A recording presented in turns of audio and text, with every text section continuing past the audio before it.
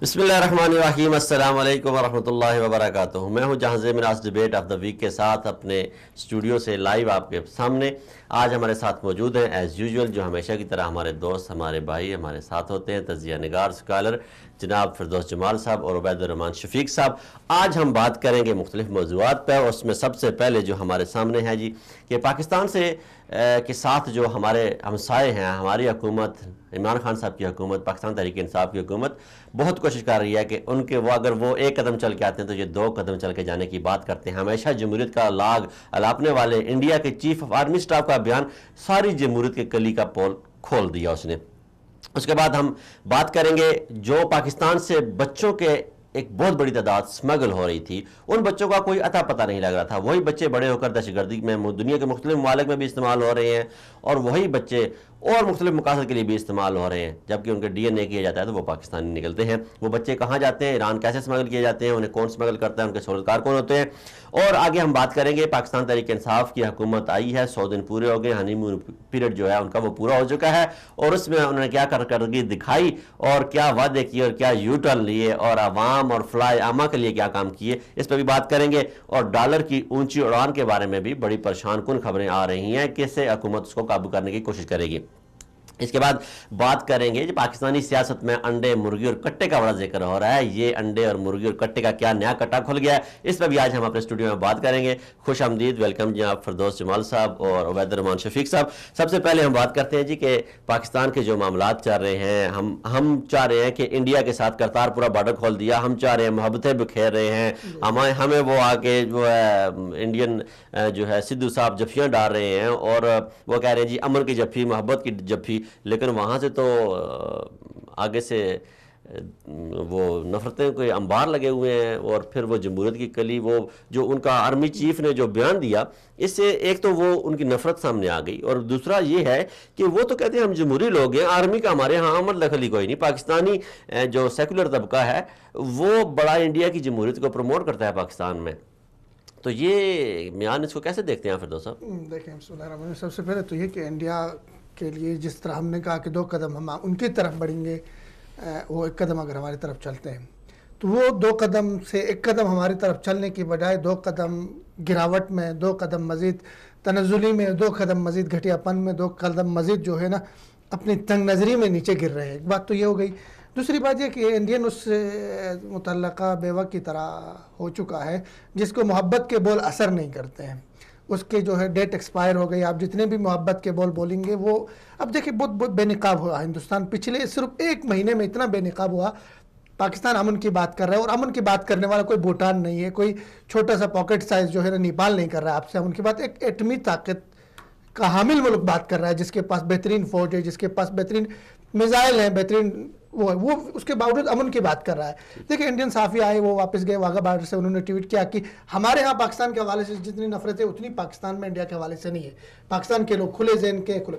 اچھا، army chief کی دھمکی کی بکھلاہٹ ہے، گھبراہٹ ہے، اور وہ ایک ان کے اندر کا جو کڑواہٹ جو پاکستان نے سکھوں کو اپنے ساتھ، لیکن ہمارے ہاں جو ایک جن بنایا گیا پاکستان میں یہ جن بنایا گیا کہ پاکستانی خارجہ پالیسی پاکستانی فوج ڈیولپ کرتی ہے، پاکستانی فوج کا بڑا عمل دخل اس میں، جو غلط ہے، پاکستان کو ایسے نہیں کرنا چاہیے، جبکہ انڈیا اور امریکہ کی جمہوریت کا ہمیں درس دیا جاتا ہے۔ تو یہ اس بیان کو آپ ایسے کیسے اس تناظر میں کیسے دیکھتے ہیں کہ اس تناظر میں کیسے دیکھتے ہیں کہ آرمی کا چیف جو ہے وہ کیسے بیان دے سکتا ہے کہ اگر پاکستان سیکولر ہو جائے تب ہم مذاکرات کریں گے؟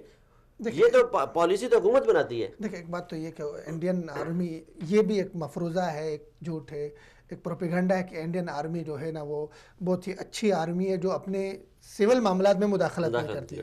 بات یہ نہیں، بات اور ہے، بات یہ کہ انڈین آرمی اتنی اندر سے سٹرونگ نہیں ہے کہ وہ اگر کوئی ایسا قدم اٹھاتی ہے تو آرمی بکھر جائے گی ان کے جرنیلوں کے اتنے الگ سیکنڈری سے۔ لیکن ہمارا موضوع یہاں پر یہ ہے کہ انہوں نے سیکولرزم کی بات کی کہ پاکستان سے تب بات ہو سکتی ہے جب پاکستان اسلامی ریاست کے سے ہٹ کے ایک سیکولر ملک بنے۔ بھائی آپ کے 60 سے زائد اسلامی ممالک کے ساتھ تمہارے تعلقات ہیں، کن کے؟ انڈیا کے اسلامی ممالک سے، ان میں سعودی عربیہ ہے، دبئی ہے، بحرین ہے، قطر ہے، تمہارا سارا جو ہے مین پاور وہاں پہ ہے، زر مبادلہ کے وہاں پہ آپ کے وہ سارے کچھ ہیں۔ تو کیا یہی شرائط آپ ان ممالک کے لیے بھی رکھیں گے کہ جی آپ اسلامی اس سے اقدار سے ہٹے، اسلامی نظریے سے ہٹے، سیکولر بنے، ہم آپ سے بات کریں گے؟ پھر جہاں تک انڈیا خود ہم ان سے پوچھتے ہیں آرمی چیف سے کہ بھائی آپ کتنے سیکولر ہیں، آپ کا ملک کتنا سیکولر ہے. 3 بڑی اقلیتیں ہیں ہندوستان میں مختصر بات کروں گا. 3 بڑی اقلیتیں ہیں, ہندو ہیں, مسلمان ہیں, سکھ ہیں اور عیسائی ہیں. مسلمانوں کے ساتھ کیا کیا, ان کی بابری مسجد گرا دی. تمہارا سیکولر ملک میں بابری مسجد گرا دی گئی. ٹھیک ہے. سکھوں کے ساتھ کیا کیا, ان کا سب سے جو مقدس مقام تھا گولڈن ٹیمپل, اس پہ آپریشن بلیو سٹار آپ نے لانچ کی. بالکل ٹھیک ہے. عیسائیوں کے ساتھ کیا کیا, دیکھیں امریکہ کی رپورٹ آپ اٹھا کے دیکھیں 2017 کے آخر میں انہوں نے بین الاقوامی مذہبی آزادی کی انہوں نے رپورٹ کی کہ بھائی 2 بڑے ان کے جو مذہبی معبد خانے تھے ان کو وہاں پہ ہندوستان میں گرایا گیا, اس میں حملہ کیا. تو انڈیا خود پہلے سیکولر ملک تو بنے. میں سمجھتا ہوں انڈیا کی نسبت پاکستان بہت سیکولر ہے. اگر سیکولر کے معنی آزادی ہے, سیکولر کے معنی دوسروں کو برداشت کرنا ہے, سیکولر کے معنی اقلیتوں کے حقوق دینا ہے, تو پاکستان بہت زیادہ سیکولر ہے انڈیا کے. عبید صاحب آپ کو پروگرام میں خوش آمدید کہتے ہیں اور شامل کرتے ہیں. آپ کیا سمجھتے ہیں؟ آپ ماشاءاللہ بڑی مختلف نقطے سے سوچتے ہیں اور آپ کے سوچ کا جو انداز ہے وہ ہمیشہ مختلف ہوتا ہے. تو اس معاملے میں آپ کیا سمجھتے ہیں کہ انڈین آرمی چیف کو یہ بات کرنی چاہیے تھی؟ اس نے کیا یہ دیکھیں انڈین گورنمنٹ کا اگر ہم رویہ دیکھیں پچھلے 2-3 ہفتوں سے جو ہمارے سامنے آ رہا ہے وہ بہت ہی بکھلاہٹ کا شکار ہے. جیسے کہ فردوس جمال صاحب نے ذکر فرمایا, کیا اس بکھلاہٹ کے پیچھے آنے والے الیکشن ہے؟ وہاں پہ آنے والے الیکشن ہے, اور ان الیکشن کے اندر پاکستان کی جو اچھی موو کرتارپور بارڈر کی جو پاکستان نے کھول دی ہے, تو انڈیا کے گلے میں ایک ایسی ہڈی پھنس چکی ہے کہ نہ وہ اس کو نکل سکتا ہے نہ اس کو باہر نکال سکتا ہے. اس کی کوشش یہ ہے کہ وہ عالمی طور پہ اپنی ساکھ کو بچانے کے لیے ایسے اقدامات کرے, ایک قدم آگے آئے پاکستان کے ساتھ, لیکن اپنے الیکشنز کی وجہ سے مودی گورنمنٹ یہ نہیں کر پا رہی. ان سب چیزوں کی وجہ سے ہوا یہ ہے کہ پورے عالمی برادری کے اندر انڈیا کا نام بہت زیادہ خراب ہوا ہے. اس وقت انڈیا ڈیفینڈنگ پوزیشن کے اوپر آ چکا ہوا ہے, اور اب اس کو اپنے آپ کو ڈیفینڈ کرنے کے لیے اس کو اس طرح کی کھوکھلی دلیلوں کا سہارا لینا پڑ رہا ہے کہ انڈیا یہ باور کرانا چاہ رہا ہے دنیا کو کہ ہم پاکستان کے ساتھ کیوں نہیں قدم بڑھا رہے. پاکستان اگر ہمیں دعوت دے رہا ہے مذاکرات کی یا امن کی دعوت دے رہا ہے تو ہم کیوں آگے نہیں آ رہے. پاکستان جی دہشت گرد ہے, پاکستان کے اندر دہشت گردی ہے, پاکستان ادھر سے دہشت گردی کا نام لیتا ہے اور ساتھ ہمارے ساتھ امن کے مذاکرات کرتا ہے. یہ بات, اس کا بہت بڑا تماچا جو انڈیا کے منہ پہ مارا گیا ہے, وہ انڈین صحافی جو یہاں پر آئے ہیں, جو انڈین برادری آئی ہے. میں کل ایک ویڈیو دیکھ رہا تھا جو سکھ وہاں پر پاکستان کی زمین پہ کھڑا ہو کے اس نے ویڈیو بنائی, اس نے کہا کہ مودی صاحب دیکھیں یہ ہے پاکستان جہاں پر ہمارے یہ عزت ملی ہے, جہاں پر ہمیں یہ حقوق ملے ہیں کہ ہم انڈیا میں رہ کے تصور بھی نہیں کر سکتے, ان کی ظالمانہ حکومت کے اندر یہ تصور بھی نہیں کر سکتے. تو یہ اس وقت انڈیا ڈیفینڈنگ پوزیشن کے اندر آ گیا ہے اپنے الیکشن اور اپنے ملک کی ساکھ کو بچانے کے لیے. اب پنجاب تو مودی حکومت سے گیا نا, پنجاب تو گیا مودی حکومت سے, سمجھے. اور دوسرا اس میں مین جو سب سے بڑی چیز ہے وہ یہ کرتارپور راہداری کی بات ہے. انڈیا کو یہ بات ایک نظر نہیں بھا رہی کہ پاکستان نے کرتارپور راہداری کیوں کھولی ہے. یہ خالصتان کی جو تحریک چل رہی ہے, یہ یہاں سے اس کو اسٹرانگنس ملتی ہے. سوچ ہے ہمارے آج وزیر خارجہ نے کہا کہ ہماری سوچ یہ نہیں ہے, لیکن نہیں ہونی بھی نہیں چاہیے. پاکستان کے ساتھ ایک اور بیانات کی حد تک نہیں ہونی چاہیے. کوئی بھی چیز ہم پاکستان بہتری کی طرف جاتا ہے, دنیا میں جسے اپریشیٹ کیا جاتا ہے, اس کے ساتھ کچھ نیگیٹیوٹی جوڑ دی جاتی ہے. اب بھی دیکھنے میں آیا, آپ نے بھی دیکھا ہوگا, آپ حضرات نے بھی, سوشل میڈیا پہ ایک کمپین چل رہی ہے کہ جو پاکستان نے کرتارپور بارڈر کھولا ہے, اس میں قادیان کو وہ کہیں نزدیک لے آئے ہیں, پنجاب کے اندر لے کے آ گئے ہیں. قادیان جو انڈیا والی سائڈ پہ ہے, وہ قادیان وہ پنجاب کے نزدیک آ گیا ہے. پہلے ہمیں پتہ نہیں تھا, وہ بارڈر کے ایک دم قریب آ گیا ہے. وہاں سے جو ہے وہ یاتری اب قادیان بھی پہنچے گے. تو اس کی کیا حقیقت ہے؟ اس میں کوئی حقیقت ہے یا خالی پروپیگنڈا؟ پہلے بات ہے کہ قادیانیوں نے اس پہ خوشی کا اظہار کیا, اس میں تو کوئی دو رائے نہیں ہے. اچھا, ان کے ٹویٹس آ گئے, ان کے بیانات آ گئے, وہ کہتے بلی کے خواب میں چڑے, ٹھیک ہے. جبکہ حقیقت یہ ہے کہ ایک سازشی تھیوری, ایک پروپیگنڈا. اب دیکھ لیں, اگر قادیانی وہاں پہ جائیں, اگر گرداسپور سے قادیان کا آپ وہ دیکھیں, وہ جو واگا بارڈر ان کو اس کی نسبت قریب پڑ جاتا ہے, 100 کلومیٹر کا, ٹھیک ہے نا, وہ قریب بھی پڑ جاتا ہے. اور ساتھ میں قادیانیوں کے لیے تو انہوں نے ویزا فری کا کوئی وہ نہیں کیا. وہ مطالبہ کر سکتے ہیں, وہ لوگ شاید کریں بھی نا, لیکن پاکستان نے ظاہر ہے یہ ایک راہداری جو کھولی ہے, اس کا پورا وہ ہے. لیکن قادیانی ویزا فری ہوگا کہ نہیں, سکھوں کے لیے بھی ویزا فری ہوگا, اس کا میکانزم ابھی بنا نہیں ہے. اس کا بن چکا ہے, اس کا بن چکا. وہ پہلے دن ویڈیو دکھائی گئی ہے کہ وہ سکھ یاتری آئیں گے, وہ انڈیا والی سائڈ پہ اپنی گاڑی پارک کریں گے, وہاں سے جب پاس سسٹم ہوگا, اس میں کچھ ٹائم کا پاس جاری کیا جائے گا, لیکن وہ پہلے بتائیں گے, اس کا وہ ساری اس کی سیکورٹی ہوگی, سیکورٹی چیک ہوگا, سارا کچھ. وہ انڈیا کی طرف سے جو 2-3 دن پہلے جو بیان آیا اس میں یہ کہا گیا ہے کہ انہوں نے کہا کہ ابھی پاکستان کے ساتھ کیا اس کے اندر معاملات ہوں گے, ویزا فری ہوگا یا نہیں ہوگا, یہ بھی طے ہونا باقی ہے. انڈیا کی طرف سے یہ بیانات ہیں. پاکستان نے تو یہ کہا کہ بھائی ایک اقلیت یہاں پر میں تھی, پورے 30% ہے ہندوستان کی, ایک بڑی اقلیت ہے. ان کی ایک تمنا تھی, ایک آرزو تھی. پاکستان نے بڑے دل کے ساتھ, کھلے دل کے ساتھ, وسعت کے ساتھ ان کو یہ ایکسیس دے رہا ہے پاکستان. لیکن انڈیا اس کو یہ دیکھ رہا ہے کہ جی یہ راہداری پاکستان نے ہندوستان کے لیے نہیں کھولی ہے, بلکہ یہ راہداری سکھوں کے لیے کھولی ہے. ٹھیک ہے، اور اس میں کوئی تقویت سکھوں کی جو علیحدگی پسند تحریک ہے خالصتان علوم کے ان کے بیانات دے دیے، وہ بہت بڑا خطرہ بن گیا وہاں پہ. یہ جو general chief of army staff ہے ان کا جو بیان ہے ان کے ذرا الفاظ اگر ہم غور کریں کہ وقت آ گیا پاکستان سے بدلہ لیا جائے، یہ گیدڑ بپکیاں یہ آج پہلی دفعہ تو نہیں ہے نا، پہلے بھی یہ روش رہی ہے Indian chief of army staff کی کہ وہ اس طرح کی گیدڑ بپکیاں دیتے رہتے ہیں. کبھی کہتے ہیں ہم ڈرون حملہ کریں گے، کبھی کہتے ہیں ہم ڈرون حملہ کریں گے، کبھی کہتے ہیں ہم سرجیکل اسٹرائک کریں گے، کبھی کوئی دعوے بھی کر دیتے ہیں. تو اگر ہم انڈیا کا ٹریک ریکارڈ دیکھیں تو اس طرح کی دھمکیاں آتی رہتی ہیں، لیکن وہ بالکل کھوکھلی دھمکیاں ہوتی ہیں، ان کے اندر کوئی اثر نہیں ہوتا. یہاں پہ ایک اور بڑی بات یہ ہے کہ دیکھیں انڈیا نے ایک بہت بڑا جن بنا کے رکھ دیا ہے پاکستان کے حوالے سے پوری دنیا میں کہ پاکستان دہشت گرد ہے، دہشت گردی کا لیول پاکستان پہ چسپاں کر دیا. پاکستان میں کرکٹ بند ہو گیا، پاکستان میں باہر سے لوگ آنا بند ہو گئے، پاکستان کی مذاکرات دنیا کے ساتھ بند ہو گئے، UN میں پاکستان کو دہشت گرد ایک ڈکلیئر کروا دیا. لیکن مسئلہ یہ ہے کہ پاکستان کیوں سویا ہوا ہے؟ انڈیا جو پاکستان میں کرکٹ ٹیم پہ حملے ہوتے ہیں اس میں انڈین شامل ہے، پاکستان نے کچھ نہیں کہا. جو اجمل قصاب ہے اس کو ڈومیسائل پاکستانی نکلا ہے، پاکستان خاموش رہا. پاکستان میں ہونے والے بم دھماکے ان کے پیچھے انڈیا، پاکستان خاموش رہا. پاکستان میں چلنے والی ساری دہشت گرد تنظیمیں ان کے پیچھے انڈیا، پاکستان خاموش رہا. BLA کے پیچھے انڈیا، پاکستان خاموش رہا. اور پھر پاکستان میں کلبھوشن جادیو اس پہ پاکستان خاموش رہتا ہے. تو ہم یہ سمجھ رہتے ہیں کہ شاید نواز شریف اور زرداری کے کچھ اپنے مفادات ہیں جس کے لیے وہ خاموش رہتے ہیں. نئی حکومت آئے گی وہ چیخے گی اس معاملے پہ، لیکن نئی حکومت نے تھوڑا بہت شور شرابہ کیا جا کے یونائٹڈ نیشن میں. لیکن وہ جو معاملات ہیں جیسے اب اجمل قصاب کے ڈومیسائل پہ پاکستانی حکومت کو چاہیے تھا کہ دنیا سر پہ اٹھا لیتے، جاتے دنیا میں کنونشن کرتے، دنیا کو بتاتے کہ یہ ہمیں بدنام کرنے کے لیے کیا گیا. اس کا اپنا جو ہے ڈومیسائل وہ انڈیا سے نکلا ہے، ہمیں کیوں بدنام کیا گیا ہے؟ یہ پاکستانی حکومت اس میں تو میں ایک بات آپ کو کہوں گا کہ اس وقت پاکستانی حکومت کو چاہیے کہ مودی کے ساتھ تعاون نہ کرے. جی مودی کے ساتھ تعاون کیسے ممکن ہے اس پہ بات. عمران خان صاحب نے انڈین جو صحافیوں کے ساتھ بات کرتے ہوئے انہوں نے کہا کہ ہم خاموش ہیں جب تک انڈیا میں الیکشن ہو جاتے ہیں. یہ بڑی اہم بات ہے. اب ٹھیک ہے، ابھی اگر ہم بیانات دیتے ہیں ان کے بیانات کی طرح، ٹھیک ہے، تناؤ کی کیفیت پاکستان ہندوستان کے درمیان بنتی ہے تو اس کا براہ راست فائدہ مودی کو جائے گا. مودی دکھائے گا کہ بھائی وہاں دیکھے پاکستان تو ہمارے اوپر چڑھائی کرنے کے لیے تیار ہے. انڈین میڈیا تو فوری طور پہ 2 بچے تھے ان کو اٹھا کے وہاں پہ دکھایا کہ بھائی دہلی پہنچ گئے. کبوتر ہمارے جو ہے نا وہاں سے جاتے تھے، کبوتر کو بھی دکھاتا ہے. تو وہ تو ایسے ایک بیان اگر ہمارے آرمی چیف دیتا ہے یا عمران خان صاحب دیتے ہیں جو انڈیا کے اگینسٹ جاتا ہے، تو اس کو اتنا وہ اٹھائیں گے کہ وہاں پہ پورے مودی کے لیے ایک راستہ بنائیں گے کہ جی پاکستان پہ چڑھائی. وہاں تو انڈین قوم سوچتی کب ہے. تو میرے خیال میں اب بھی دیکھو اور انتظار کرو، الیکشن ہوتے ہیں انڈیا میں، دیکھتے ہیں کون سی گورنمنٹ آتی ہے، اس کے بعد دیکھا جا سکتا ہے کہ اس کے بعد کیا کرنا ہے انڈیا کے ساتھ. اچھا چلیں جی، یہ تو ہم نے انڈیا کے بارے میں بات کر لی. بارڈر پہ رہتے ہوئے اب پروڈیوسر صاحب سے ہم ریکویسٹ کرتے ہیں، ایک ویڈیو ہے ہمارے پاس بڑی سنگین قسم کی، آپ نے بھی دیکھی ہوگی. پاکستان سے بچے اسمگل ہو رہے ہیں ایران، اور وہ انتہائی خوفناک اور گنونا سکینڈل ہے. اس کے بارے میں ہم حکومت وقت سے مطالبہ کریں گے کہ اس کی تحقیقات ہونی چاہیے اور اس پہ واضح لائے عمل اختیار کیا جائے. کیونکہ عمران خان صاحب کی حکومت وہ حکومت ہے جنہوں نے کہا کہ ہم تبدیلی لے کے آئیں گے، اور عمران خان صاحب نے خود اپنے بیان میں پہلے کہا کہ اپنے اندر رحم پیدا کریں. تو جو ظالم ہمارے بچوں کے لیے جن کے دلوں میں رحم نہیں ہے ان کے ساتھ وہ گنونا کھیل کھیل رہے ہیں، تو ان کے ساتھ اپنے بارڈرز اور ان کی تعلقات کو اثر نو جائزہ لینا چاہیے. جی پروڈیوسر صاحب ویڈیو چلائیں ذرا. پروڈیوسر صاحب کہہ رہے ہیں جی کہ ویڈیو میں کوئی پرابلم آ رہا ہے، ایشو آ رہا ہے، پلے نہیں ہو رہی. اچھا آپ سے شروع کرتے ہیں کہ یہ جو آپ نے بھی دیکھا وہ ویڈیو، ایک بچوں کو آئل ٹینکر میں وہ اسمگل کرنے کی کوشش کر رہے ہیں، مختلف باقی بھی ذرائع، یہ تو ایک سامنے ذریعہ آیا نا، باقی بھی ذرائع سے وہ بچوں کو اسمگل کر رہے ہوں گے.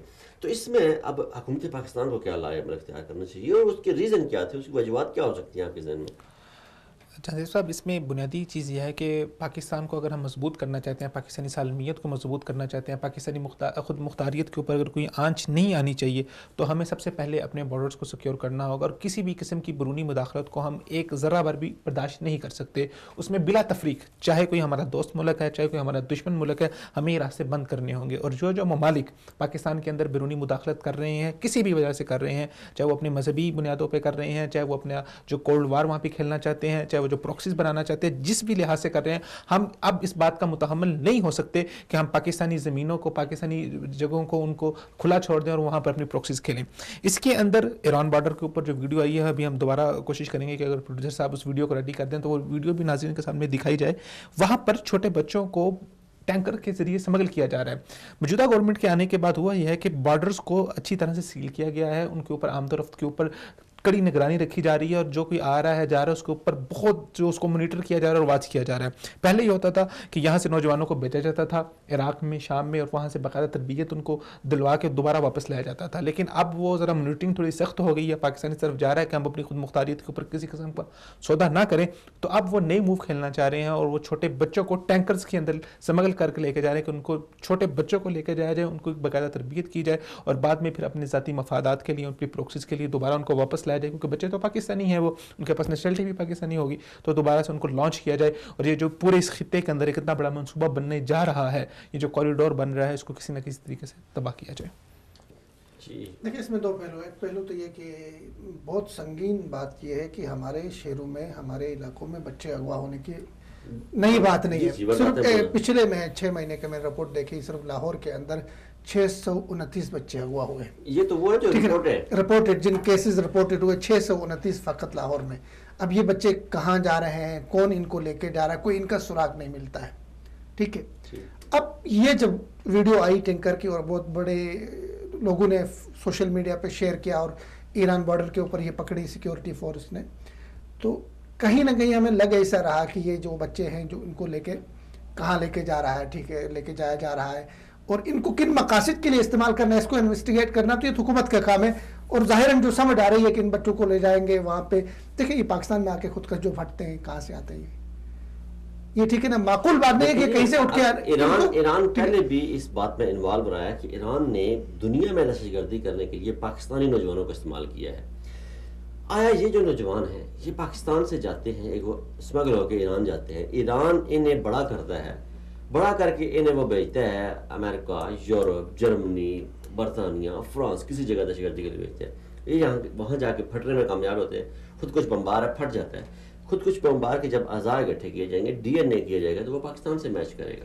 دیکھیں یہ تو پاکستان کے خلاف ایک گہری سازش ہے. اس پہ حکومت کو جو ہے خصوصی طور پہ اس پہ ایک تو قوم کے سامنے حقائق رکھے جائیں. دیکھیں آپ کے نیشنل سیکیورٹی کے اوپر کوئی کمپرومائز نہیں ہونا چاہیے, نہ ہمارا کوئی دوست نہ ہمارا دشمن. جب آپ کے اپنا ایشو بن جاتا ہے, ملک کی سلامتی کا معاملہ آتا ہے, آپ کے لوگوں کو, بچوں کو اٹھا کے ماؤں کی گودوں سے لے جا کے باہر سپلائی کیا جاتا ہے, ان کو سمگلنگ کیا جاتا ہے, ان کو دہشت گرد بنایا جاتا ہے, یہ آپ کے فیوچر پہ وار ہے, آپ کے مستقبل پہ وار ہے, آپ کے بچوں پہ وار ہے. تو یہ تو معمولی بات نہیں, اس پہ بولنا چاہیے, حکومت کو بھی بولنا چاہیے, اور عوام کے سامنے حقائق رکھے جانے چاہیے. ایک آدھ دن میں تو اس کے سارا پول کھل جائے گا سامنے. لیکن میڈیا کی خاموشی اس پہ کیا سمجھتے ہیں آپ حضرات دونوں, کہ میڈیا نے کوئی اس طرح کے اتنا بڑا اسکینڈل, دل دہلا دینے والا, ایک زینب کے ساتھ کیس زیادتی ہوتی ہے, پورا میڈیا, پورا پاکستان کھڑا ہو جاتا ہے. آپ کو یاد ہوگا کہ ہم یہاں باہر بیٹھے ہوئے, اس وقت ہم پروگرام کر رہے تھے گلی محلوں میں پھر کے, اور یہاں پہ جو نوجوان تھے ان کے ساتھ ہم بات چیت کر رہے تھے زینب والے معاملے پہ, اور ہم نے دیکھا کچھ کے ساتھ انصاف ہوا, زینب کو انصاف ملا. لیکن یہ جو اتنی زینبیں ہیں جن کے ساتھ زیادتی ہو رہی ہے, انہیں آئل ٹینکرز میں بند کر کے لے کے جایا جا رہا ہے, اور پھر وہاں پہ جب آئل ٹینکر پہ بند کرتے ہیں, وہ چیخیں وہ کانوں کو اور روح کو لرزا رہی ہیں. تو اس پہ حکومت وقت اور محترمہ شیریں مزاری صاحبہ سے ہم ریکویسٹ کریں گے وہ ایکشن لیں. اور یہ پاکستان کی نسلوں کے, ہم نے تحریک انصاف حکومت کو, میں نے یا آپ نے یا جتنے بھی نوجوانوں نے اس لیے سپورٹ کیا کہ یہ ملک میں تبدیلی لے کے آئیں گے, ملک کی آنے والی نسلوں کی بقا کی ضمانت ہے. لیکن اگر بقا کی ضمانت اس طرح آپ کھلے عام بچوں کی اسمگلنگ کی اجازت دے دیں, جو پاکستان کی تاریخ میں نہیں ہوا. ہم تو وہ لوگ ہیں کہ ایک زینب کے ساتھ جاتی ہوئی پورا ملک چیخ اٹھا, اور آج ہماری سینکڑوں کے حساب سے بچیاں جا رہی ہیں. وہ کن مقاصد کے لیے, چلے بچوں کو آپ خود کچھ بمبار بنا رہے ہیں, بچیوں کو کن مقاصد کے لیے لے کے جا رہے ہیں؟ کیا آپ کوئی اور گناہوں کھیل کھیل رہے ہیں وہاں پہ؟ بچیوں کو آپ کیا سیکس کے اسٹینڈرڈ کے لیے یوز کر رہے ہیں؟ وہاں پہ جو آپ نے متا خانے کھولے ہوئے ہیں ان میں کیا سپلائی کرنے جا رہے ہیں, کس مقصد کے لیے وہ لے کے جا رہے ہیں؟ اس پہ ایک پوری تحقیقاتی ٹیم بننی چاہیے. دیکھیں بات جی آئی ٹی بنے, اس پہ چیف جسٹس اس کا نوٹس لے. یار ہمارے بچوں کا مستقبل اگر محفوظ نہیں ہے, ہمارے فردوس خدا نہ خواستہ اگر میرے ساتھ کوئی ایسا واقعہ ہوتا ہے تو میرا جو سرکل ہے, جو میرا دائرہ ہے, میں راولپنڈی, اسلام آباد, کراچی, لاہور, گلگت, پشاور, سارے میں ڈھونڈ لوں گا. میں بارڈر تو نہیں کراس کروں گا بچوں کو ڈھونڈنے کے لیے. اور جب خدا نہ خواستہ میرے بچوں کو وہ کڈنیپ کر کے بارڈر کراس کر کے لے جائیں, اور وہ بھی دسمبر میں، جب یہ دسمبر اتنا سنگ دل اور ظالم دسمبر کہ ہمارے پہلے 156 بچوں کی لاشیں ہمارے سامنے آ جاتی ہیں جس دن دسمبر شروع ہوتا ہے، ہماری وہ ماؤں کے آنسو پھر تر و تازہ ہو جاتے ہیں، ہمیں وہ بنگال کا زخم پھر جاگ جاتا ہے، اور ایسے میں دشمن کا ایک وار کہ ہمارے بچوں کو وہ اٹھا کے لے جائے، اور پھر ان بچوں کے ساتھ وہ جو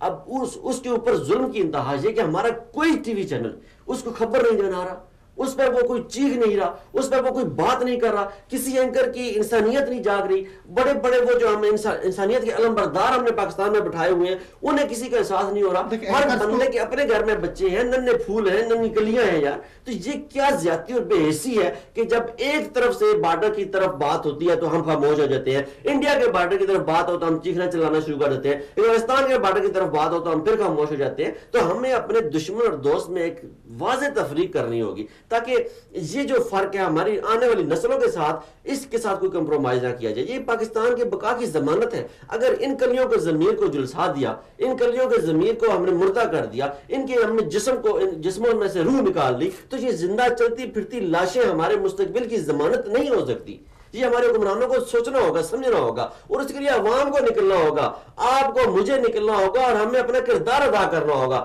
ہمیں اپنے بچوں کی بقا کے لیے کردار ادا کرنا ہوگا۔ اگر ہم نواز شریف سے نفرت کرتے ہیں، اگر ہم زرداری سے نفرت کرتے ہیں، ہم اگر گزشتہ حکومتوں سے نفرت کرتے ہیں تو اس کے پیچھے صرف اور صرف یہی وجہ ہے کہ وہ کرپٹ تھے، انہوں نے ہمارے بچوں کے حقوق سلب کیے ہیں۔ اگر آج کے حکمران، موجودہ حکمران، جناب عمران خان صاحب کی حکومت میں بھی ایسے ہوتا ہے اور محترمہ شیرین مزاری صاحبہ کی موجودگی میں ایسے ہوتا ہے کہ ہمارے بچوں کو ٹینکر میں بند کر کے وہ ایران کی سرحد کے پاس لے جاتے ہیں اور ہم خاموش ہو جاتے ہیں، تو یقین کریں نہ ہی ہماری کوئی تبدیلی ہے، نہ ہی ہمارے کوئی جینے کا حق ہے، اور نہ ہی ہمارے وہ کوئی اخلاقیات ہے، نہ ہی ہماری انسانی ہمدردی ہے، اور نہ ہی ہم ایک قوم کہلانے کے قابل ہیں، اور نہ ہی آپ لوگ قوم کے لیڈر کہلانے کے قابل ہیں، اور نہ ہی آپ تبدیلی کے دعوے دار ہیں، اور نہ ہی آپ تبدیلی کے نعرے مارنے کے حقدار ہیں۔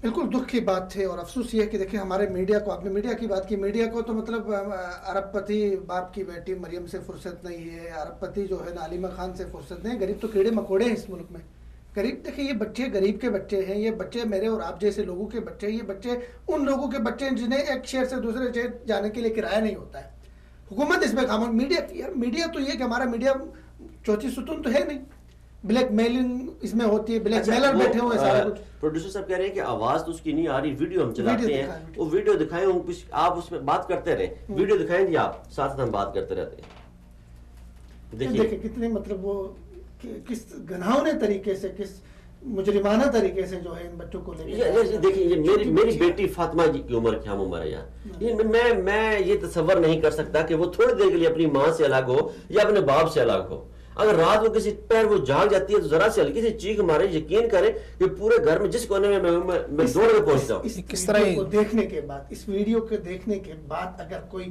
خاموشی اختیار کرتا ہے، کوئی چپ ہو جاتا ہے، کسی مفاد کو دیکھ کے خاموش ہوتا ہے، تو وہ انسان نہیں، اس کے اندر درندگی ہے، اس کے اندر احساس نہیں، اس کے اندر جذبہ نہیں ہے، اس کے اندر باپ کی، بھائی کی، بیٹے کی وہ محبت نہیں ہے۔ یہ بچے ہمارے مستقبل ہیں، ہمارے قوم کے مستقبل ہیں۔ انسانوں کے ساتھ وحشیانہ سلوک کیا جا رہا ہے، ان کو جیسے کسی جانور کو لے کے جایا جاتا ہے، جانوروں کی طرح ان کو ٹینکوں کے اندر بند کر کے لے کے جا رہے ہیں۔ ٹینکر میں جب بچوں کو بند کیا ہوگا تو اس میں حبس ہوگی، کتنے تو اسی ٹینکر میں سے لاشیں نکلی ہوں گی، وہ میڈیا نے نہیں دکھائی ابھی تک۔ یار یہ کیسے ایک مہذب معاشرے میں ہم بات کر رہے ہیں، ہم ایک نئے پاکستان کی بات کر رہے ہیں، کتنے پیارے بچے، کتنے پیارے بچے دیکھیں، اور سارے پھر نظر آ رہے ہیں، دیکھیں چھوٹے بچے، 2-2 3-3 4-4 سال کے بچے نظر آ رہے ہیں یہاں پر ہمیں۔ ظلم و بربریت کی انتہا داستان رقم ہو رہی ہے، اور ہم اس پہ خاموش ہیں۔ خان صاحب کو اس پہ ایکشن لینی چاہیے، غریب کی بات کرتے ہیں، نچلے طبقے کی بات کرتے ہیں، تو اس پہ ایکشن ضرور لینا چاہیے، اور فل فور لینا چاہیے، فل فور اس میں کسی قسم کی تاخیر نہیں برتی جا سکتی۔ چھوٹی چھوٹی باتوں پہ نوٹس لیتے ہیں، اتنا بڑا یہ المیہ ہے، ایک بہت بڑا واقعی زینب کے واقعی، ایک واقعہ زینب کا۔ دیکھیں فردوس صاحب، میں نے آگے بھی کتنی بار کہا، متعدد بار کہا، میں لکھ لیتا ہوں اس موضوع پہ، بولنے سے میں بہت گریز کرتا ہوں کہ جذبات آڑے آ جاتے ہیں۔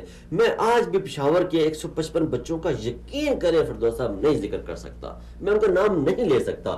میرے جو اندر میرا ضمیر ہے وہ مجھے کہتا ہے کہ تم مجرم ہو، ان کے، تم اس ریاست میں رہتے ہو جہاں انہیں تحفظ فراہم نہیں کر سکے، تم ان 155 ماؤں کی گود اجاڑنے کے مجرم ہو، تو یہ 155 اگر ہمیں کیا صرف لاشوں پر سیاست کرنی آتی ہے؟ ہمارے لیے یہ لازمی ہے کہ بچہ مر جائے، ہمارے لیے یہ لازمی ہے کہ بچہ کچرے کے ڈھیر پہ ملے تو تب خبر بنتی ہے، ہمارے ضمیر کو جوڑنے کے لیے لازمی ہے کہ بچہ کسی وحشی کے ہاتھوں درندگی کا شکار ہو جائے، ہمیں اس کا لتڑے جسم ملے، اس کے جسم کے پرخچے اڑے ہوئے ملے، وہ خون کے لتڑے پتڑے اس کے کپڑے ملے، تو تب ہمارا ضمیر جاگے گا، تب ہم جا کے کہیں گے بہت ظلم ہوا ہے، تب جا کے ہماری قوم نکلے گی باہر۔ اور یہ خدا کی نعمت سمجھو کہ یہ 100-200 بچے زندہ مل گئے ہیں، کم از کم اپنی ماں کے پاس پہنچ جائیں گے، صحیح سلامت پہنچ جائیں گے، پھر بھی ان کے روح کے، ان کے ضمیر پہ جو چوٹ لگی ہے، ان کی شخصیت پہ جو چوٹ لگی ہے، وہ ساری عمر ان کا پیچھا کرے گی۔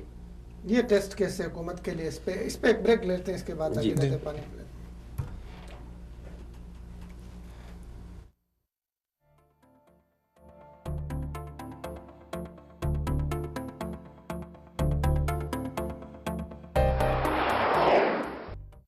ایک بہترین باپ وہ ہوتا ہے جو اپنی تمام اولاد میں سے اپنی سب سے کمزور اولاد پر سب سے زیادہ توجہ رکھتا ہے، اس کی جسمانی اور ذہنی نشوونما پر اپنی باقی مضبوط اور خود اعتماد اولاد سے زیادہ ترجیح دیتا ہے، کیونکہ اس کے مطمع نظر کے مطابق جس طرح میری دوسری اولاد زندگی کی کامیابیاں سمیٹ رہی ہے، اسی طرح میری یہ کمزور اولاد بھی اپنے دوسرے بھائیوں کی طرح ترقی کرے۔ حکومتی 100 دن کی تکمیل پر منعقد کنونشن میں جب وزیر اعظم نے اپنے کمزور طبقے کو اٹھانے کے لیے کچھ سستے اور متاثر کن اقدامات کی بات کی تو پوری اپوزیشن کے پیٹ میں مڑوڑ اٹھنے لگی، کیونکہ ان کو تو عادت ہی نہیں کہ کوئی وزیر اعظم کسی اعلیٰ پائے کی تقریب میں اتنے کمزور طبقے کو اوپر لانے کی بات کرے، وہ غربت کی چکی میں پسنے والے 3-4 لاکھ لوگوں کی غربت مٹانے کی فکر کرے۔ پچھلے وزیر اعظم تو صرف سرمایہ داروں اور جاگیرداروں کی بات کرتے تھے، کروڑوں اربوں کی بات کرتے تھے، تاکہ اوپر سے نیچے تک ان کو ضرب میں تقسیم کر کے منی لانڈرنگ کی جائے، جائیدادیں بنائی جائیں، ملکی خزانہ خالی کر کے تجوریاں بھری جائیں۔ وہ تو کسی ڈمی کی طرح رٹی رٹائی لکھی لکھائی تقریر کے خواہاں تھے، جس میں اونچے طبقے کے اور بڑے پیمانے کے مفادات کی بات ہو، بڑی صنعتوں اور امپورٹ ایکسپورٹ کا ذکر ہو۔ ہمیں کہاں عادت کہ ہمارے ملک کا وزیر اعظم ایک مشفق باپ کی طرح سب سے کمزور عوامی طبقے کے بارے میں سوچے، اس کو اپنے پیروں پر کھڑا ہونے کی منصوبہ بندی کرے اور پھر ان کو ترقی کی جانب گامزن کرنے کی یقینی کوشش کا اس اعلیٰ کنونشن میں ذکر بھی کرے۔ ہم تو خان صاحب سے بھی ایک رسمی تقریر بھما بھاری بھرکم الفاظ کی توقع رکھتے تھے، مگر پوری تقریر میں جب انہوں نے کمزور طبقے کو اوپر لانے کے لیے کٹے اور انڈے کی بات کی تو اپوزیشن بدہضمی کا شکار ہو گئی۔ خان صاحب نے اس کٹے کی بات کی جس کو غیر اہم سمجھ کر کم عمری میں ہی ذبح کر دیا جاتا ہے، اور اس طرح گوشت کا ایک بڑا ذریعہ ضائع ہو رہا ہے۔ خان صاحب نے ان کٹوں کی نشوونما کرنے کے بارے میں سوچا، کسانوں کو حکومتی پیکج دینے کی بات کی، تاکہ نہ صرف ملک کے اندر بلکہ باہر بھی پاکستان گوشت ایکسپورٹ کرنے والے ممالک میں شامل ہو سکے۔ اس طرح یہ ایک بڑی انڈسٹری بن سکتی ہے۔ خان صاحب نے دیہات میں بسنے والی اس غریب عورت کی بھی بات کی جو نہ جانے کب سے گھر میں رہتے ہوئے اپنی زندگی کو بہتر بنانے کے خواب دیکھ رہی ہے۔ ان دیہاتی عورتوں کو حکومتی سطح پر دیسی مرغی کے انڈے اور بچے دینے کے ساتھ فارمنگ تک کے تمام مراحل پر ساتھ دینے کا یقین دلایا، تاکہ نہ صرف اس کمزور طبقے کے گھریلو حالات بہتر ہوں بلکہ کہیں نہ کہیں اس سے پورے ملک کو فائدہ ہو۔ اب سوال یہ پیدا ہوتا ہے کہ اپوزیشن کے تنقیدی عناصر کیا ہیں؟ یہ کہ وزیر اعظم نے اعلیٰ سطح کے کنونشن میں اس کمزور طبقے کی بات کیوں کی، یا یہ کہ بھینس کے کٹے اور مرغی کے انڈوں کا ذکر ان کی توقعات سے ہٹ کر معیار سے نیچے کی بات ہے، یا یہ کہ انہوں نے لکھی لکھائی تقریر کی جگہ عادتاً سادہ بیانی اختیار کی اور جو دل میں تھا وہ غیر رسمی طور پر کہیں کہیں بے ربط انداز میں کہہ دیا؟ کیا یہ ان کی سادگی نہیں؟ کیا یہ انداز عوام سے ان کی محبت و خلوص کا اظہار نہیں؟ کیا یہ عملی کوشش ان رسمی تقاریر پر فوقیت نہیں رکھتی؟ ہمیں تو قرض لے کر بنائی گئی موٹر وے، گرین لائن، اورنج لائن منصوبوں کے سننے کی عادت ہے۔ ہم کہاں ان کٹوں اور انڈوں کے بزنس کو خاطر میں لائیں گے؟ پاکستان کی تاریخ میں شاید ہی کوئی وزیر اعظم خان صاحب کی سوچ اور تقریر کا حامل ہو۔ ان کی سادگی اور سادہ بیانی بعض اوقات ان کے لیے مسائل بن جاتی ہے، کیونکہ ہم پاکستانی تو دکھاوے کو عمل پر ترجیح دیتے ہیں۔ ہمارے ہاں خود نمائی کو سادگی پر فوقیت حاصل ہے۔ ہم لباس اور ظاہری شخصیت کو ذہنی اور عملی قابلیت پر ترجیح دیتے ہیں۔ یہی دکھاوا، بناوٹ اور ظاہری خود نمائی ہمارے سابقہ وزیر اعظموں کی میراث تھی۔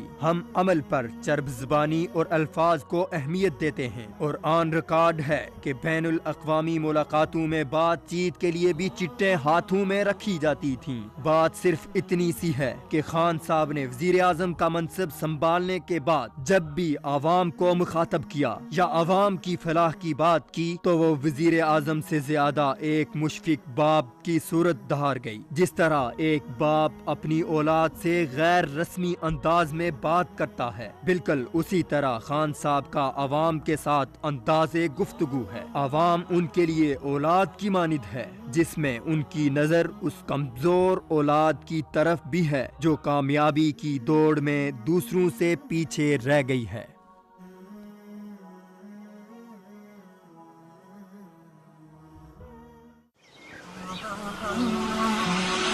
جی فردوس صاحب، ہم بات کر رہے تھے اور ہم حقوق کی بات کر رہے تھے، ہم بچوں کی بات کر رہے تھے، تو ایسے میں وزیر اعظم صاحب کی یہ ویڈیو ہمارے پروڈیوسر صاحب نے چلا دی، اور میں سمجھتا ہوں کہ اس سے بہتر اور کوئی انتخاب نہیں ہو سکتا تھا کہ جب ہم ایک طرف یہ رونا رو رہے ہیں کہ ہمارے بچوں کو ملک سے اسمگل کیا جا رہا ہے، وہیں پہ خوش قسمتی سے عوام کے ذہن میں ایک سوال ہے کہ اس وقت ہمارا جو وزیر اعظم ہے وہ عوام کے بارے میں سوچتا ہے، وہ بچوں کے بارے میں سوچتا ہے، ان کے حقوق کے بارے میں سوچتا ہے۔ تو ایسے میں وزیر اعظم صاحب نے یہ کہا کہ جو بچیاں ہیں اسکولوں میں انہیں انڈے فراہم کیے جائیں گے جن میں پروٹین کی کمی ہے۔ اور اگر آپ پاکستان کے معاشرتی مسائل کو دیکھیں، اس میں ایک بہت بڑا مسئلہ یہ ہے، المیہ یہ ہے کہ ہماری جو نوجوان بچیاں ہیں ان کی شادی کے بعد آج کل جو سب سے بڑا مسئلہ ہے کہ بچیوں کی پیدائش میں رکاوٹ، ان کی صحت ہو رہی ہے، وہ جلدی سے ماں بننے کی جو ان کی خواہش ہے وہ پوری نہیں ہو رہی، اور اس کے لیے مختلف وہ ڈاکٹرز کے پاس جاتی ہیں، پھر ڈاکٹر بتاتے ہیں کہ آپ کی خوراک کی کمی کی وجہ سے ایسے آپ کے ساتھ ہو رہا ہے، آپ میں شاید یہ ہارمونز کی کمی ہے، اس ہارمونز کی کمی ہے، اس وجہ سے یہ مسائل آپ کو سامنے آ رہے ہیں۔ تو ایسے میں عمران خان نے اتنے گراس لیول پہ جا کے سوچا، اور پھر انہوں نے کٹوں کی بات کی، انہوں نے مرغیاں دینے کی بات کی، گاؤں سے غربت نکالنے کی بات کی۔ یہ وہ منصوبہ ہے جو مائیکروسافٹ کے بانی وہ دے چکے ہیں، یہ وہ منصوبہ ہے جو بنگلہ دیش میں امپلیمنٹ کیا جا چکا ہے، اور انہیں نوبل پرائز دیا۔ وہ ان کا کیا نام ہے، داؤد درویش، کوئی بنگلہ دیش کے ایک صاحب ہیں، انہوں نے بینک، وہ نجی بینک چلایا، اور پھر وہ بنگلہ دیش کا سب سے بڑا بینک بنا، اور پھر دنیا کے تقریباً 40 ممالک نے یا 60 ممالک نے وہ آئیڈیا بنایا۔ وہ یہی آئیڈیا تھا کہ گاؤں کی عورتوں کو گائے یا بھینس کے لیے یا مرغیوں کے لیے قرضہ دیا جاتا تھا، اور وہ دنیا کا سب سے اہم بینک اس لیے بن گیا کہ وہ قرضہ، اس کی جو شرح، جو ریٹرن تھی، واپسی کی جو شرح تھی، وہ 98% رہی۔ تو یہ وہ منصوبہ ہے جو عمران خان لے کے آنا چاہتا ہے، لیکن عمران خان نے انتہائی سادہ الفاظ میں اس لیے کہا کہ پاکستانی عوام شاید سمجھ نہیں سکتے، لیکن بدقسمتی سے ہمارے ہاں لوگوں نے اس سے مذاق کے صورتحال میں لیا۔ اب یہاں پہ ایک اور بات بتانا چاہیے، جو ہمارے دوست اس وقت ہمیں سوشل میڈیا پہ دیکھ رہے ہیں وہ اپنا سوال کر سکتے ہیں، اور کیونکہ میں لائیو آپ کے سوالات کے جواب، جو آپ سوال کریں گے ہمیں لائیو فیس بک کے ذریعے کمنٹس میں، اس کے فردوس صاحب، عبید الرحمان صاحب اور میں جو ہے وہ جواب دینے کی کوشش کریں گے۔ تو جی فردوس صاحب، یہ جو سب سے پہلے تو یہ کہ عمران خان صاحب تو صرف چودھریوں کے، وڈیروں کے، بڑوں کے، لینڈ لاٹ لوگوں کے وزیر اعظم نہیں ہیں۔ عمران خان صاحب دیہات میں اس بکری والے کا بھی وزیر اعظم ہے، اس گائے والے کا بھی وزیر اعظم ہے، اس چائے والے ڈبے والے کا بھی وزیر اعظم ہے، وہ سب کا وزیر اعظم ہے، وہ سب کی بات کرتا ہے، سب کے مسائل بات کرتے ہیں۔ یہ تو بہت اچھی بات ہے اتنی سادگی کے ساتھ، لیکن ایک چیز ہے کہ پاکستان میں بدقسمتی سے ہم اتنی فارغ قوم ہے کہ ہمارے لیے کوئی ایشو ملنا چاہیے مذاق کرنے کے لیے۔ اب اس کو اگر آپ ریالٹی میں جا کے دیکھیں، انہوں نے جو بات کی، آپ کے کل، میں مختصر میں آپ کو بتاؤں گا، پاکستان کے جو برآمدات ہیں پاکستان کی، اس کا حجم کتنا ہے؟ 23 ارب ڈالر ہے۔ پاکستان کی برآمدات کا حجم 23 ارب ڈالر ہے۔ اگر آپ پولٹری کا کام کرتے ہیں، مرغی انڈے کا، اس کا پوٹینشیل آپ کے پاس 20 ارب ڈالر ہے۔ ٹھیک ہے، ٹھیک۔ اگر آپ سعودی عربیہ کی بات کریں، آپ سعودی عربیہ میں ہم نے دیکھا کہ لوگ روز دجاج، فہم खाली मुर्गियां खाते, 50 अरब डॉलर की वो मुर्गियां पोल्ट्री जो है वो क्या करते हैं ब्राजील इन मुल्कों से लेकर आते हैं। आपने कभी सोचा, कभी फिक्र की कि हम अगर सऊदी अरब के अगर 1% भी उनकी वो करते हैं बरामदात में शामिल हो ऑप्शन ये है ना, हमारे पास तो एक बहुत बड़ा ऑप्शन ये है कि हम उन्हें ये कह सकते हैं कि अल्हम्दुलिल्लाह कि इस्लामिक मुल्क से मंगाओगे, हलाल मीट खाओगे, हलाल खाओगे। ब्राजील से आने वाली मुर्गी के बारे में डाउट है किस तरह ज़बह हुई। 50 अरब डॉलर का मैं कह रहा हूँ, मेरी जो 50 अरब डॉलर की सऊदी अरब सिर्फ मुर्गियां खा रहा है साल में, वो ब्राजील से आने, और आपको पता है आप बैठे लोग शक की निगाह से देखते हलाल है हराम है, भाई पाकिस्तान से आएगा, इस्लामी मुल्क से आएगा, और आपके पास 20 अरब डॉलर का पोटेंशियल है, वहां पे काम करे आसानी के साथ अवेलेबल है। और ये 2000 अरब रुपए की मार्केट है हलाल गोश्त की पूरी दुनिया में। पाकिस्तान दुनिया में जो इस वक्त कैटल फार्मिंग में या माल मवेशी में दुनिया में 8वां बड़ा मुल्क है, लेकिन हलाल मार्केट की उस मार्केट में पाकिस्तान की जो रेशियो है वो 0 है। उसकी वजह यह है कि जिन कट्टों और बच्चों का इमरान खान ने जिक्र किया वो हम उन्हें दूध के लालच में मार देते हैं। और इमरान खान ने कहा कि हम उस फार्मर को, किसान को कट्टे और बच्चों पर 10,000 रुपये फी कट्टा बच्चा जो है वो देंगे, उसे सब्सिडाइज करेंगे, तो जिससे वो ग्रोथ रेट उसकी बढ़ेगी, वो बड़ी उम्र में पहुंचेगा। 2.5 से 3 मन हम उससे गोश्त हासिल करेंगे, इंटरनेशनल मार्केट में बेचेंगे। मलेशिया इस पे इन्वेस्ट करने के लिए तैयार है। देखिए एक और बात कबल इसके गोविंद साहब शामिल है। देखिए आपने अगर अपनी मईशत को उठाना है तो आपको निचली सतह आप अगर कहेंगे जी हम देहातों में भी हर जगह पे लाके जाके इंडस्ट्रीज बनाएंगे, उसके लिए बहुत बड़े आपको सरमाए चाहिए, डॉलर चाहिए। आपके मुल्क में डॉलर नहीं है। आप देखिए फिर दूसरी बात हमारे मुल्क में बहुत सारे देखिए देहात है, ठीक है ना, 7,000 से ज्यादा तो देहात वो है पंजाब में है। इतने सारे देहातों में ठीक है ना, तो इंडस्ट्रीज हैं ना, तो वहाँ पे उसके जो है पोटेंशियल है। आप वहाँ पे क्या करते हैं, ठीक है, लोगों के पास गायें हैं, भैंसें हैं, लोग दूध बेहतरीन, और सेहत के लिए भी ये चीज़ें बहुत अच्छी है। तो इन चीज़ों को बेहतर अंदाज में आप अगर हुकूमत ताउन कर रही है तो बहुत अच्छी बात है। हिंदुस्तान में देखें, अभी आप हिंदुस्तान की बात करें, किसानों ने 3 लाख हिंदुस्तानों ने खुदकशियाँ की वहाँ पर। मसाइल तो वहाँ के भी यही है। अगर किसानों को उठाएं, आप किसानों के साथ ताउन करते हैं इन मामले में, तो बहुत अच्छी बात है।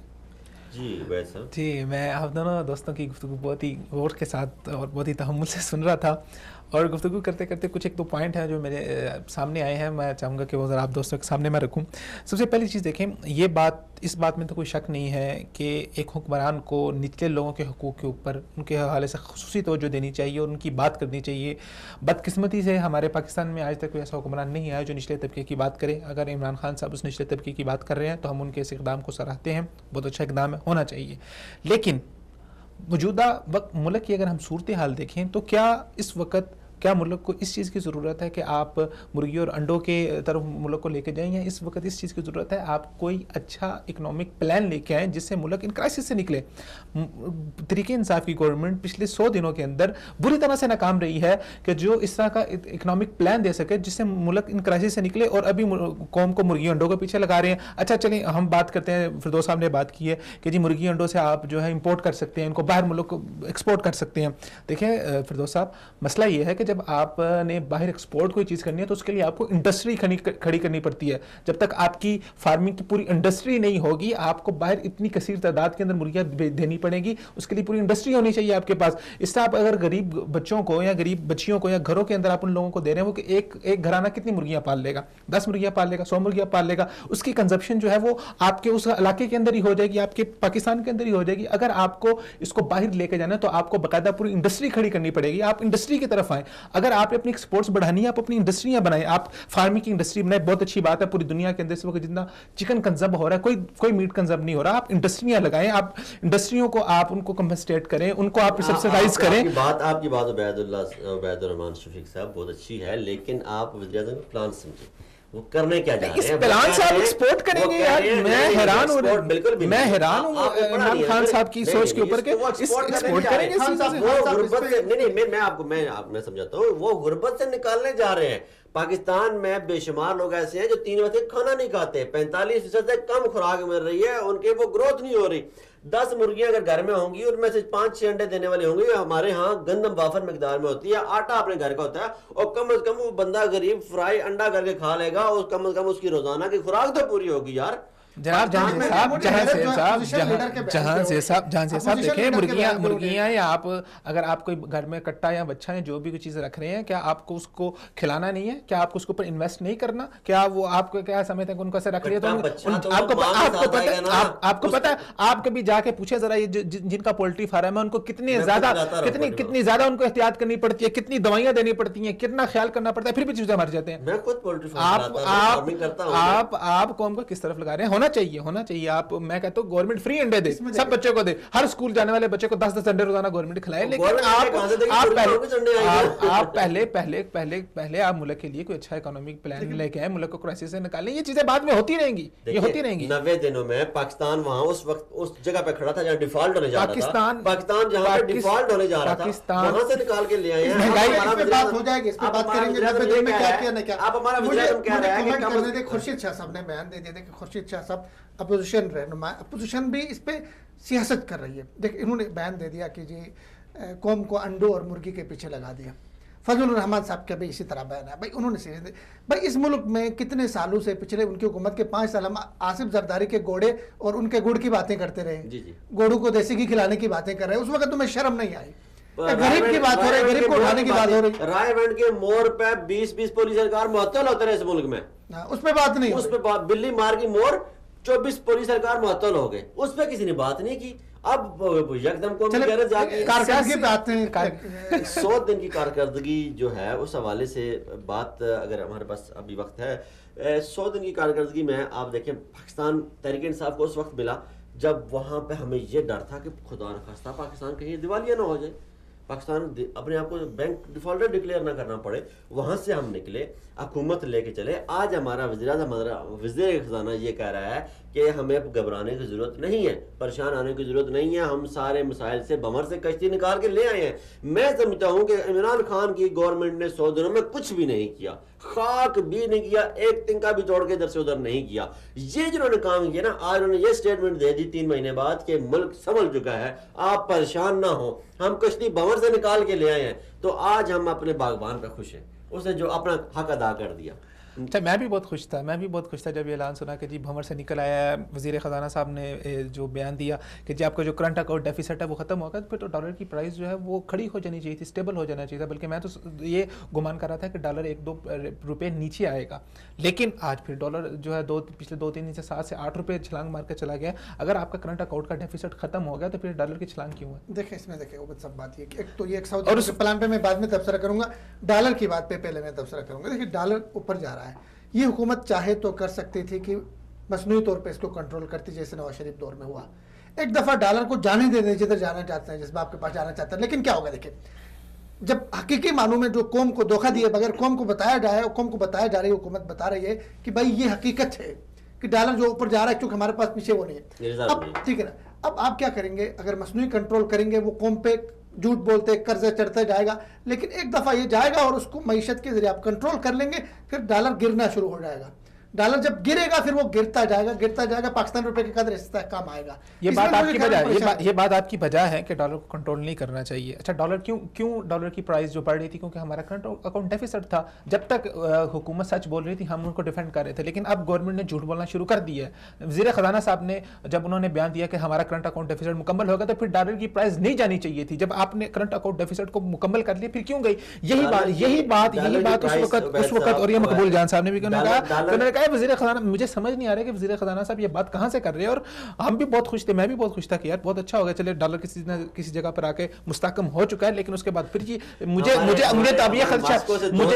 تب یہ خدشہ لگ گیا کہ کہیں یہ 200 تک نہ لے جائیں ڈالر کو.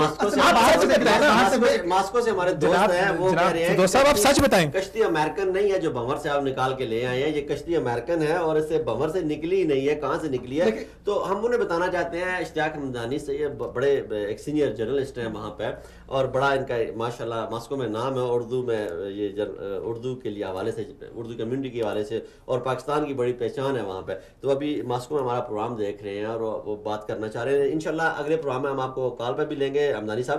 لیکن ہم انہیں یہ بتانا چاہتے ہیں کہ یہ جو ڈالر ہے ہماری، تب تک یہ ڈالر مضبوط نہیں ہوگا جب تک ملک اپنی معیشت پہ کھڑا نہیں ہوگا. اور معیشت کیسے اسٹرانگ ہوگی؟ جب تک ہم کوئی پروڈکشن شروع نہیں کریں گے. ہم پروڈکشن کی بات کرتے ہیں، وزیر اعظم اس کی مذاقیں بننا شروع ہو جاتی ہیں. हैं भाई पेप्सी पाकिस्तान प्रोडक्शन ऐसी प्रोडक्शन करेंगे तो इस पे मजाक ही होगा ना। और बात इसमें देखिए, डॉलर के ऊपर जाने में एक और बात थी, देखिए वो कौन से बताई नहीं गई, छुपाई गई, लेकिन चूंकि वो एक राज भी होता है दो मुल्कों के दरमियान, कुछ ममालिक जिनकी तरफ दौरे हुए उन्होंने कुछ वादे किए थे कि इतने दे देंगे, कुछ के तो आए पैसे डॉलर हमारे पास, कुछ के रास्ते में समझ ले अभी, इसलिए डॉलर ऊपर जा रहा है, कह रहे 1-2 दिन में उतरेगा, उनके हमारे बैंकों में पैसे नहीं पहुंचे। मैं अगर किसी नाम नहीं लेना चाहूंगा क्योंकि हुकूमत ने नहीं लिया नाम, उनके जैसे ही उनका पैकेज आता है हमारे बैंकों में इंशाल्लाह डॉलर फिर आपके वजीर खजाना साहब ने कहा था, उनका ये बयान है, अभी भी उठा के आप निकाल के देख लें, उन्होंने कहा मैं आपको कैटेगोरिकली, उन्होंने कहा मैं आपको कैटेगोरिकली कह रहा हूँ हमारा करंट अकाउंट का डेफिसिट खत्म हो चुका है। ये उनका बयान था। यही हम कह रहे हैं ना कि ना झूठ ना बोलें, झूठ ना बोलें ना। अकाउंट डेफिसिट खत्म हो चुका है, लेकिन हम अपनी बरामदात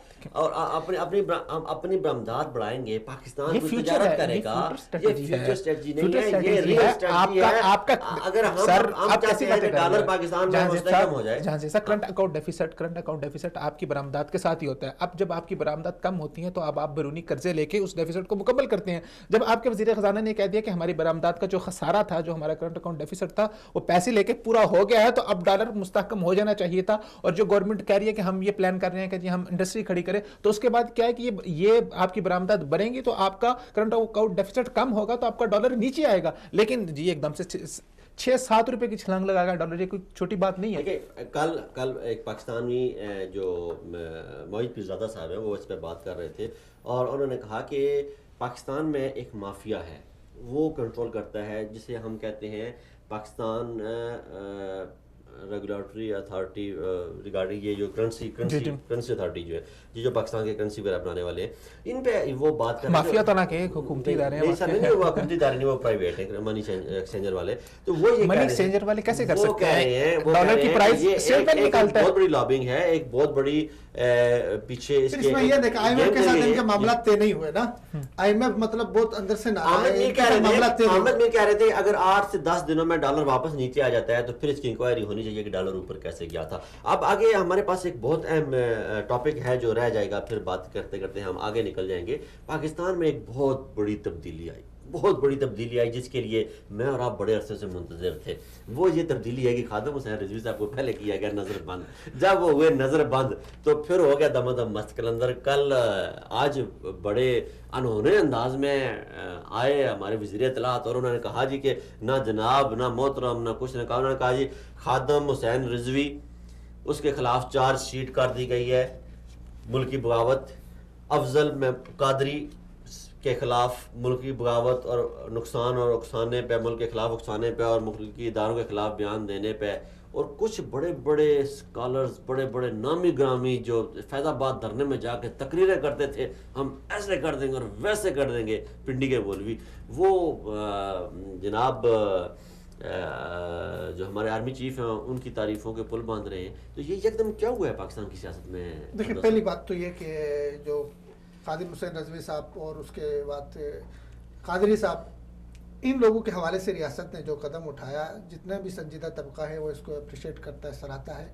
हुकूमत के रेट इन्होंने चैलेंज कर ली थी, फतवे लगाए थे, इन्होंने इसको दिखाया कि हुकूमत के रेट कैसे कायम होती, ये बहुत अप्रिशिएट करने के। कोई मुल्क जाम नहीं हुआ, कोई तोड़ फोड़ ये नहीं कर सके, इन्होंने इतनी प्लानिंग के साथ की। नहीं, ऐसा नहीं है कि उन्होंने 2 बंदूक को अंदर कर दिया ख़त्म हो गई, इसकी बाकायदा प्लानिंग की गई, उनके ऐसे लोग उठाए गए जो शरपसंद थे इंटेलिजेंस इंफॉर्मेशन के ऊपर। तो ये तो बहुत ज़बरदस्त हुआ कि मतलब हुकूमत के रेट कायम हो गए। लेकिन दूसरी बात यह कि इन्होंने जो तोड़ फोड़ कर दी उस पर मुकदमात बनने चाहिए, फतू के ऊपर भी बनने चाहिए, लेकिन दहशतगर्दी का मुकदमा और बगावत के ये थोड़े ज्यादा हो गया। नहीं, जो उन्होंने बयान दिया था, ये थोड़ा ज्यादा आर्मी के खिलाफ जो बयान दिया है उस पर मौलवियों के तकरीरों में अमेरिका को रोजाना तोड़ रहे होते हैं, अमेरिका को तोड़ रहे, पाकिस्तान को तोड़ने के इदारों के देखिए उसमें आ गए। जो संगीन तरीन इल्जाम था ना, जो संगीन तरीन जिस बगावत पर उकसाया मौलवी साहब ने, वो ये थी कि जनाब आपको पता भी नहीं चलेगा और जो आपके साथ खड़े बंदे हैं वो कोई आपका खात्मा कर देगा। यार इस तरह का खात्मा आगे हुआ है हमारे गवर्नर का, जो कुछ भी उसका अमल था, जो कुछ भी उसका फेल था, लेकिन उससे पाकिस्तान की जो बदनामी हुई, ये बहुत हसास मामला था, इसमें कोई पाकिस्तान में कोई आने के लिए तैयार नहीं हुआ। फॉरन जो कोई भी हेड ऑफ स्टेट था उसके बाद नहीं आया। तो ये बुर्दगान आपको याद है, नवाज शरीफ की हुकूमत में 3 महीने बाद पाकिस्तान आते रहे हैं, वो सिर्फ इसलिए आते थे कि पाकिस्तान का दुनिया में इमेज बेहतर हो जाए। पाकिस्तान में कोई हेड ऑफ स्टेट नहीं आया। देखिए मैं तो खुश हूँ इस हवाले से, बहुत हुकूमत ने जो किया बहुत अच्छा किया, रेट कायम हो गई, सब इस पर खुश है। लेकिन हम तो ये भी हुकूमत से तवक्को रखते हैं, इंसाफ की हुकूमत है, तहरीक इंसाफ की हुकूमत है, इंसाफ होना चाहिए। मतलब वो ताज़ा हवा के शौक में साकिना न शहर इतने नदर बनाओ कि दीवार भी गिर पड़े, ये उसको दबाया कि कितना भी न दबाओ कि मामला उलट हो जाए। फिरदौस साहब ये जो है ना, मैं जहाँ तक समझता हूँ ये गवर्नमेंट की थोड़ी सी ज़्यादती है। अगरचे इमरान खान साहब मुशर्रफ साहब की हिमायत में कुछ देर ही रहे हैं, लेकिन वो तरबियत कुछ अपने रंग दिखा रही है। वो जब उन्होंने बयान दिया था कि मैं कह रहा हूँ हुकूमत से ना टकराना, तो वो उसमें रंग नज़र आ रहा था, और अभी वो आमराना रंग नज़र आ रहे हैं। मुझे बहुत ये हालात जो हैं बहुत बिगड़ते हुए नज़र आ रहे हैं। मसला ये है, एक मिनट बात मुकम्मल है। मसला ये है कि हम क्यों आमराना हुकूमत को सपोर्ट नहीं करते, क्योंकि उनकी जहनीत इस तरह की होती है। अगर वही जहनीत हमारी जमहूरी हुकूमतें अपनाएंगी तो ये कहाँ पर जाएगा मसला। आपने मुल्क को जोड़ना है, आपने मुल्क को तोड़ना नहीं है, आपने तमाम लोगों को साथ आगे लेकर चलना है। अगर कोई पीछे है भी है, अगर कोई उसने अपना ब्लॉग बनाया भी है, तो आपको उसको मेन स्ट्रीम में शामिल करना है। ये होती है जमहूरी हुकूमत की इक़दार, इसी के ऊपर जमहूरी हुकूमत चलती है। और हम इसलिए जमहूरी हुकूमत को कहते हैं कि उनको आगे आना चाहिए, क्योंकि वो सबको साथ लेकर चलते हैं, मेन स्ट्रीम में लेकर चलते हैं। रियासत हमेशा उसका किरदार एक माँ की तरह का होता है। जब एक माँ का बेटा जब कोई कोताही करता है तो उसको सज़ा भी होती है, लेकिन सज़ा के बाद उसको गले भी लगाया जाता है। जब आपने एक मुआहदा किया, मुआहदा करने के बाद उन लोगों ने इस बात के ऊपर कि हमने जो जिससे किसी की दिलोजारी हुई है, चाहे हमारे बयानात फ़ौज के ख़िलाफ़ है, चाहे रियासत के ख़िलाफ़ है, चाहे अदालत के ख़िलाफ़ है, जिसके भी ख़िलाफ़ है, जब उन्होंने माजरत कर ली और आपने वो माजरत कबूल करके मुआहदा कर लिया, अब उसके बाद उनके ऊपर फौजदारी के मुकदमे बनाना, उनके ऊपर बगावत के मुकदमे बनाना, ये हुकूमत की ज़्यादती है। और वही लोग, वही माइंडसेट जो मुशर्रफ के इर्द गिर्द था, जो इमरान खान साहब के इर्द गिर्द जमा हो गया है, जो हाल मुशर्रफ का हुआ है, मुझे लगता है कि इमरान खान साहब को उसी इंजाम की तरफ लेकर जाएंगे। इमरान खान साहब को उसके ऊपर सोचना चाहिए। आप देखिए, पहले हमें तो एक लाइन हमें सेट करनी पड़ेगी। हमें ये सोचना होगा पहले कि अगर हमने हुकूमत से डिमांड क्या करनी है। 10 दिन पहले आप चले जाएं, सोशल मीडिया को देख लें, आवामी राय को देख लें, पब्लिक को देख लें, हर बंदा यही कह रहा था यार ये हुकूमत कर क्या रही है, ये इमरान खान कर क्या रहा है, हुकूमत की रिट कायम क्यों नहीं कर रहा। ये नवाज शरीफ को कहता था, ये रिट कायम कर दिया। अब माफी, आप देखें रियासत मदीना की बात करते हैं, जब आप सल्लल्लाहु अलैहि वसल्लम मक्का फतह करके जब गए थे, वापस गए थे मदीना से, मक्का फतह किया था, आप सल्लल्लाहु अलैहि वसल्लम ने आम माफी का ऐलान किया था। आपने अपने जाती दुश्मनों को कहा आम माफी का ऐलान कर दिया था। अगर आप माफ करके माफी का ऐलान किया गया था, यहाँ पे पैदा कर रहे हैं, माफी का ऐलान किया गया था। उन्होंने कहा था 25 तारीख को हम फिर आ रहे हैं, लो लश्कर साथ आ रहे हैं। और खादिम रजी साहब का वो स्टेटमेंट आपने सुनी नहीं शायद, उन्होंने कहा था पुत्र छोले छोले लेके आना, तो निकल के आना। वो उसके बाद आई है, वो उसके बाद आई है, वो गिरफ्तारियों के बाद आई है। गिरफ्तारियों से पहले वो पीर अफजल कादरी खादिम रज़वी साहब को बस गलतफहमी का बहुत बड़ी गलतफहमी उसको हुई है कि उन्होंने कहा कि जी हम तो यहाँ कुछ भी मंगवाएंगे। वो काबू में रहने वाले एक आदमी था जी, घोड़े दौड़ाएंगे, ठीक है। देखिए ऐसा नहीं, जिन्नत जिन्नत हर जगह में रिजेक्शन आ रही है, ऐसे लोग हमें आज नोट कर रहे हैं। आपकी स्टेटमेंट रिजेक्शन आ गया। देखिए सब दो बातें, एक तो इन्होंने मुआहदे की बात की, खिलाफ वर्जी की। देखिए उन्होंने मुआहदे की मैं समझता हूँ खिलाफ वर्जी मैंने बात नहीं की, खिलाफ वर्जी की बात नहीं, कबूल करनी चाहिए थी। मुआहदा ये किया था उनके साथ कि जी जो लोग तोड़ फोड़ में मुलविस नहीं है, रियासत के रेट को चैलेंज करने में मुलविस नहीं है, जो बेगुनाह है उनको नहीं पकड़ा जाएगा, ठीक है ना। खादिम रज़वी और वो जो पीर कादरी थे ये तो बेगुनाह नहीं थे, पहली बात ये। और उनके साथ जो कारकुन उठाए गए बेगुनाह, मुआहदा उनके साथ हुआ, कैसी बातें कर रहे हैं। उनके साथ मुआहदा ये हुआ जो मुआहदा हुआ पीर अफजल कादरी साहब है, उनकी माजरत कबूल की गई है, उनकी माजरत कबूल की गई है, सब कुछ हो गया।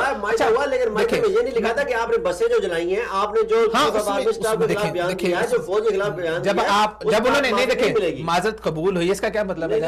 आप ये गांधी साहब ऐसे मुआहदा हुआ, मुआहदे कोई जरदारी साहब की तरह कुरान हदीस थे नहीं, ये फिर आप अपनी बातों से सुन रहे हैं, ये रियासत मदीना खड़ी करेंगे आप। सुने उबैद साहब, सुने बात ये है, देखिए मुल्क के अंदर किसी भी ग्रोह को, चाहे वो सियासी हो, मजहबी हो, आज से बात उसको ये इजाजत नहीं होनी चाहिए कि वो अपनी खुदाई फौजदारी का, बिल्कुल मैं आपसे वो उठे किसी को कत्ल के फतवे लगाए, उसके गुंडे उठे और तोड़ फोड़ कर दे, ठीक है। बिल्कुल वो सिर्फ मजहबी लोग नहीं, सियासी लोगों को भी अंदर से ये रोल होना चाहिए।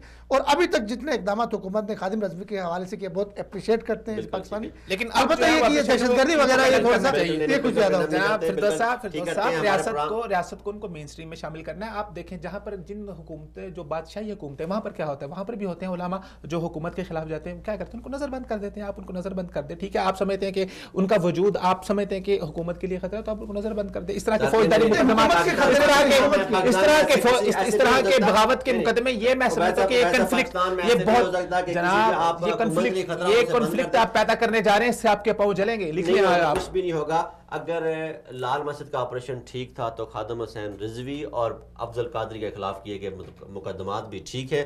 اگر انہوں نے ان کے ساتھ معاہدہ کیا گیا تھا اور معاہدے کی خلاف ورزی کرتے ہوئے انہوں نے 25 تاریخ کو پھر دھرنے کی کال دی تھی اور کہا تھا پتر چھولے چھولے لے کے آنا، تو اگر ان کے خلاف پھر کارروائی کی گئی تو وہ بھی ٹھیک ہے. اگر گاڑیاں جو جلائیں گئی تھی ان کا حق، یہ پیسے اپنے جو نذرانے دینے والے ہیں ان سے ایسے مٹھی بند کر کے اپنی پاکٹ میں ڈالتے ہیں اور ان لوگوں کو نہیں دیتے جن کی انہوں نے گاڑیاں جلائی ہیں، جن کی بسیں جلائی ہیں، تو پھر بھی ان کے خلاف مقدمہ کرنا جائز ہے. اگر وہ مائیں بہنیں بیٹیاں جن کی موجودگی میں مظاہرین نے ان کی گاڑیوں کے شیشے توڑے اور ننھے بچوں کی آنکھوں میں شیشوں کے ٹکڑے لگے، ان کی ریکویسٹ پہ بھی اگر پرچے بنائے گئے ہیں تو تب بھی ٹھیک ہے. اسکول جاتے ہوئے بچے اور بچیوں کو اگر چھیڑا گیا اور تنگ کیا، اگر انہیں مارا گیا، پھر ان کی درخواست پہ مقدمے بنائے گئے ہیں تو تب بھی ٹھیک ہے. ریاست کو اپنی ریٹ قائم کرنی ہوتی ہے. بہرحال ریاست کی ریٹ قائم ہو کے رہتی ہے. ریاست سے کوئی ٹکر نہیں رہ سکتا، چاہے وہ مولوی عبدالعزیز ہو یا مولوی خادم رضوی ہو. حکومت وہی کامیاب ہوتی ہے جو اپنی ریٹ برقرار رکھ سکتی ہے. وہ حکومت وہی 5 سال پورے کرتی ہے، وہی اپنی پالیسیوں کا امپلیمنٹیشن کروا سکتی ہے جو اپنی ریٹ برقرار رکھ سکتی ہے. ناظرین اکرام، آج کے پروگرام کا وقت ختم ہوا. آپ کے فیڈ بیک کا بہت بہت شکریہ. آپ کا فیڈ بیک مسلسل ہمیں ملتا رہا ہے. معذرت کے ساتھ اسے پراپر ہم جواب نہیں دے سکے. انشاءاللہ اگلے پروگرام میں ہم اپنا ایسا کوئی میکنزم بنائیں گے کہ آپ کی جو سوالات آ رہے ہیں ہمارے سامنے لیپ ٹاپ کی اسکرین ہم رکھیں گے تاکہ ہم انہیں جواب پراپر دے سکیں، اور آپ کی شرکت ہی ہمارے پروگرام کا حسن ہوتی ہے. اپنی دعاؤں کے ساتھ جہاں مناس اور فردوس جمال اور عبید الرحمن شفیق صاحب کو اجازت دیجیے. اگلے ہفتے نئے پروگرام کے ساتھ، نئے ٹاپک کے ساتھ پوری ڈیبیٹ ہفتے کی سمیٹنے کی کوشش کریں گے. تب تک السلام علیکم ورحمۃ اللہ وبرکاتہ.